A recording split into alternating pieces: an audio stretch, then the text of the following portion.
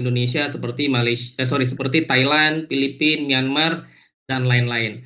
Baik, saya langsung saja. Topik saya kali ini saya akan masuk kepada tata kelola terkait dengan proteksi aplikasi pada web, khususnya yang berbasiskan kepada SNI ISO IEC 27001, yaitu versi 2013 ya. Oke. Sorry, kok dia enggak. Oke. Tadi sebetulnya sudah dijelaskan sedikit ya terkait apa itu risiko. Nah, sebenarnya sistem manajemen keamanan informasi ini adalah satu-satunya standar yang sudah diakui di Indonesia sebagai satu standar terkait dengan bagaimana kita mengelola keamanan informasi. Standar ini sendiri diadop di Indonesia dan kemudian menjadi satu regulasi pada tahun 2016, yaitu di bawah regulasi Peraturan Menteri Komunikasi dan Informatika, dan kemudian dirubah kembali dan kemudian diperkuat lagi untuk aplikasinya tidak hanya kepada sistem elektronik publik, tapi kepada sistem elektronik publik dan private, yang mana ini sesuai dengan peraturan pemerintah nomor 71 tahun 2019. Nah, prinsipnya apa? Prinsip dari keamanan informasi ini sebetulnya adalah bagaimana terjaganya informasi ya dari tiga aspek, yaitu aspek kerahasiaan, aspek integritas, dan aspek ketersediaan. Maksudnya dari kerahasiaan ini adalah bahwa yang namanya informasi ini wajib atau hanya boleh diakses oleh orang yang berhak. Artinya ketika seseorang atau kemudian satu entitas tidak memiliki hak terhadap satu informasi, maka kita harus pastikan dia tidak bisa mendapatkan informasi tadi. Mungkin nanti saya akan spesifik bicara di website. Kemudian yang kedua, bicaranya adalah integritas. Artinya, yang namanya informasi itu harus lengkap dan akurat. Nah, sehingga kita harus pastikan juga bahwa ketika bicara satu informasi, maka untuk perubahan terhadap satu informasi, untuk uploading terhadap satu informasi, nah ini harus diberikan akses oleh orang yang berhak. Yang terakhir adalah konsep ketersediaan, di mana yang ketersediaan ini memiliki arti bahwa informasi itu dapat tersedia pada saat dibutuhkan. Nah, prinsip dari sistem manajemen keamanan informasi berbasiskan SNI 27001, dia ini menggunakan risk base, yaitu berbasiskan kepada proses manajemen risiko. Tadi sudah dijelaskan juga dari Cyber Army. Ya, risiko itu apa?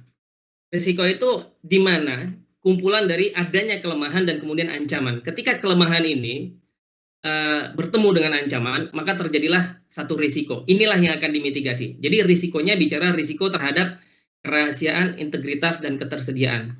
Nah, di kanan ini kalau bicara sebetulnya terkait dengan tata kelola keamanan informasi, Bapak Ibu ya. Tata kelola keamanan informasi itu sebetulnya yang terluas. Karena kalau kita bicara information security atau tata kelola keamanan informasi, di dalamnya ada parsialnya banyak sekali. Yaitu ada yang namanya application security yang mungkin jadi bahasan kita. Kemudian ada cyber security, ada network security, ada internet security. Jadi information security ini sebetulnya bagian terbesar daripada security ya. Tetapi ada bagian-bagian kecil yang lain yang mungkin akan jadi fokus. Walau sebetulnya bicara information security, tata kelola keamanan informasi ya, dia juga mengatur terkait dengan bagaimana tata kelola penggunaan website. Nah, saya lanjut. Oke. Nah, ketika kita bicara pengembangan satu aplikasi, sebetulnya ada 3 yang ingin saya bahas, ya. Tadi Pak Ono menyampaikan, ya. Ketika kita mengembangkan aplikasi, pertama harus kita lihat dalam konteks pengembangan aplikasi, ada pengembangan aplikasi yang dilakukan secara mandiri, ada juga aplikasi atau yang seringkali ketika kita mengembangkan aplikasi secara mandiri, yang kita cari itu apa? Yang kita cari itu adalah kita lebih fokus kepada seberapa cepat aplikasi ini dibangun dan seberapa mudah aplikasi ini digunakan. Tetapi kita tidak fokus kepada bagaimana keamanan daripada aplikasi tadi. Nah, dalam konteks tata kelola, sebetulnya di SNI ISO 27001 ada kontrol yang spesifik bicara terkait dengan software development life cycle atau secure software development life cycle ya. Nah, itu di mana bicaranya? Dia ada di Aneks 14 ya. Tetapi memang ketika kita bicara Aneks 14 di SNI ISO 27001, mungkin teman-teman yang memang sudah pernah melihat standar SNI 27001 atau ingin mempelajari, tadi bisa lihat di websitenya Pak Ono ya. Nah, itu ada satu kontrol di sana fokus kepada bagaimana cara kita mengembangkan, bagaimana cara kita merawat, bagaimana cara kita akuisisi terkait dengan pengembangan aplikasi. Nah, yang perlu diperhatikan pertama adalah terkait dengan kebijakan pengembangan, Pak. Kebijakan pengembangan yang aman. Organisasi sebetulnya harus membangun ya satu kebijakan dasar. Karena kenapa? Dalam konteks tata kelola, ya, kebijakan itu adalah payung daripada semua governance, ya.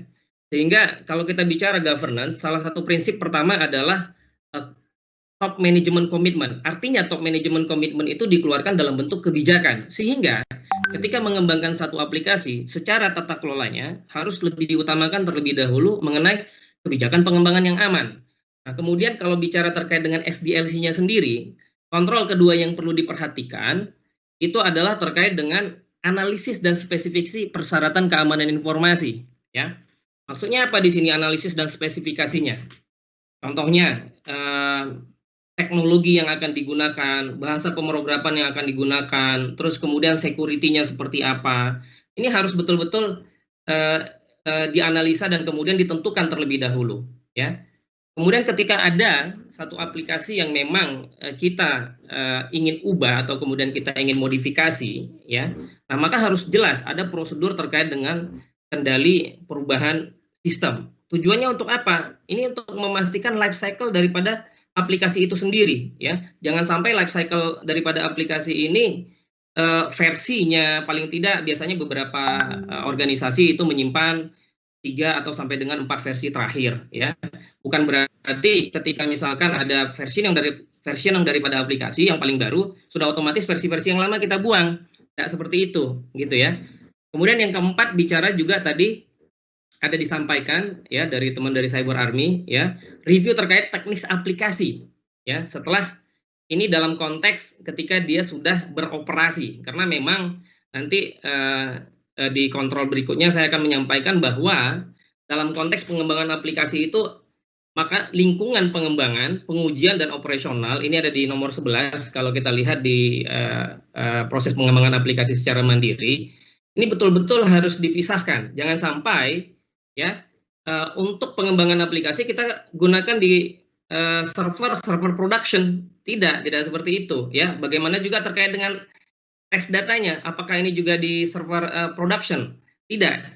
Maka ini harus dipisahkan ya. Nah, ini untuk dalam konteks tata kelola. Nah, kemudian organisasi juga harus mengembangkan satu lingkungan pengembangan yang aman, tidak hanya dalam konteks aplikasi, tidak hanya dalam konteks servernya saja, tetapi juga dalam konteks physical teman-teman developer itu duduknya ada di mana, gitu ya. Apakah teman-teman developer ini duduknya secara fisikal itu apakah tergabung dengan teman-teman di NOC misalkan, atau kemudian di helpdesk misalkan, ya, karena tentunya banyak sekali data-data atau informasi-informasi yang kritikal yang dimiliki oleh mereka. Nah, yang ke-8 yang harus diperhatikan dalam konteks tata kelola pengembangan secara mandiri itu bicara terkait dengan pengujian keamanan sistem, ya. Nah, ini bisa dilakukan pada saat kapan? Pada saat coding. Maka kita harus melihat bagaimana struktur daripada code yang dibangun. Makanya harus dilakukan yang namanya code review. Nah, yang melakukan code review siapa Bapak Ibu? Pastikan yang melakukan code review jangan developer itu sendiri, tetapi harus ada tim yang lain. Misalkan kita bisa lakukan dengan tim leadernya atau bisa juga dilakukan dari QA, quality assurance-nya. Ini boleh, tetapi tidak boleh yang mengembangkan aplikasi, maka dia juga yang membuat coding, dia juga yang melakukan review terhadap code tersebut. Tidak boleh. Ini harus memiliki sifat yang namanya independency, gitu. Jadi konsep daripada check and balancing-nya ada, ya. Nah, kemudian berikutnya bicara terkait dengan pengujian terkait dengan penerimaan sistemnya. Bagaimana performance-nya, ya? Bagaimana